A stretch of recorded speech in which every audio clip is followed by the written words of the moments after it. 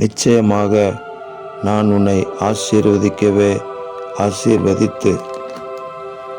உன் பேரை பெருமைப்படுத்துவேன். நீ ஆசீர்வாதமாய் இருப்பாய் என்று அன்றைக்கு ஆபிரகாமுக்கு சொல்லப்பட்ட வார்த்தையை இன்றைக்கு எங்களுக்கு சொந்தமாக எடுத்துக்கொள்கிறோம். விசேஷமாக இந்த ஜூலை மாதத்தினுடைய முதல் நாளில் எங்களுடைய பேரை நீர் பெருமைப்படுத்துவதற்காக ஸ்தோத்திரம். உங்கள் நாமத்தின் மகிமைக்காக நீர் எங்களை ஆசீர்வதித்து எங்களை ஆசீர்வாதமாக இருக்கும்படி செய்கிறதற்காக ஸ்தோத்திரம். எங்கள் தேவனே எங்களை ஆசீர்வதிப்பார்.